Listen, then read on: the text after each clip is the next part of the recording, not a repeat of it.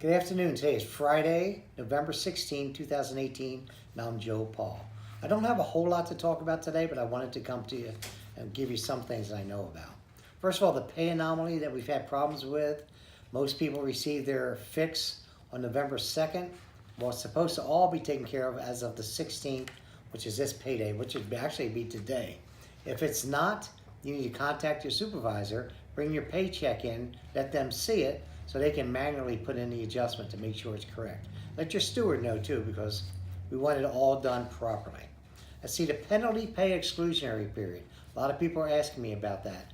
Well, this year starts December 1st through December 28th of 2018. So during that period, they can work the heck out of you and there's gonna be no double time. But that's a good way to get a lot more overtime.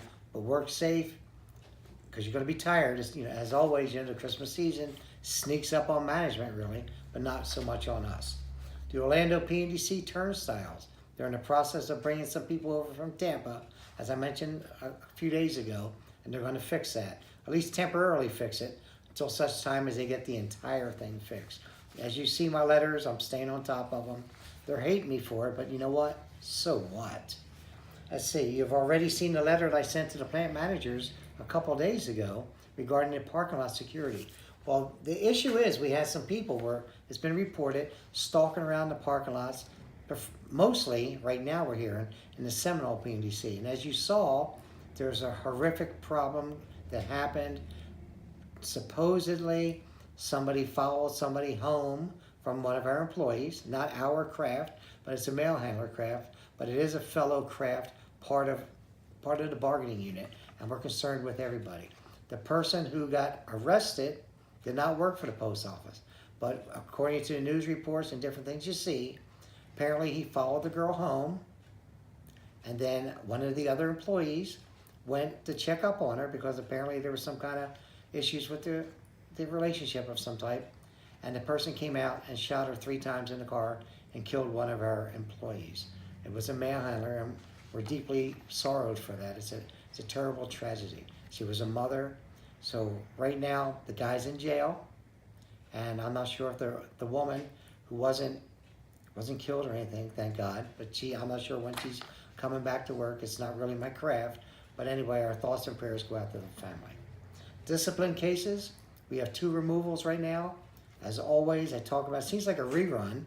We have plenty of 7 and 14-day suspensions and letters of warning. Of course, it's always attendance, especially the holiday season. They're going to be crying about the attendance and, oh, we need everybody here, which you always do. But you have to factor in unscheduled absences. It's just what it is. That's how the Postal Service does it. We know that. Let's see, DBCS, 1-person staffing, got to continue following.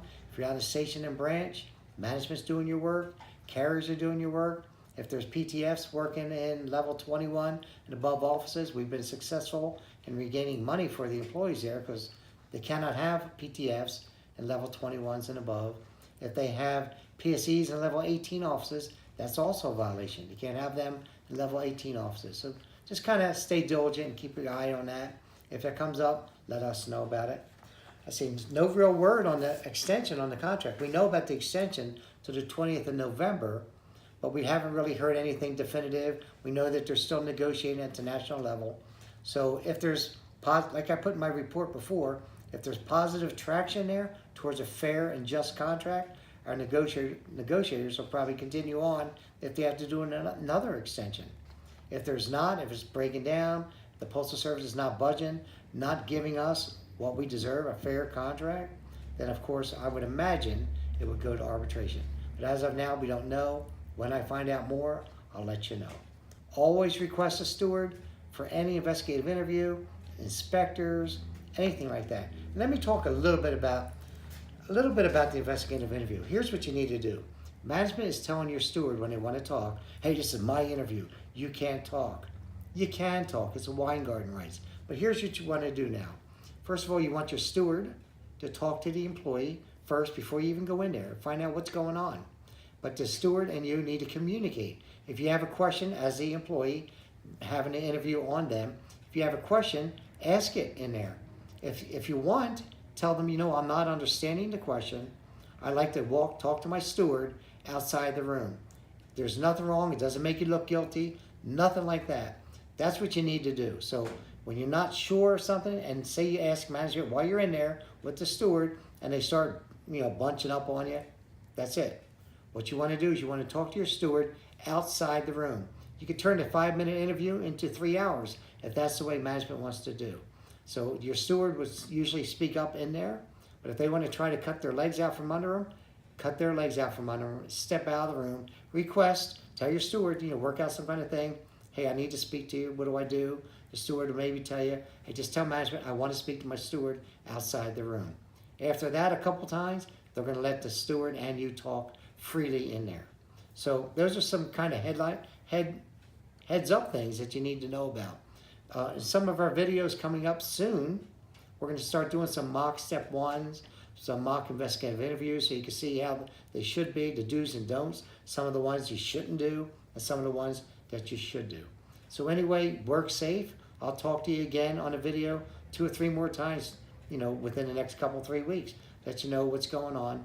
But work safe and be happy and enjoy your families. Thank you.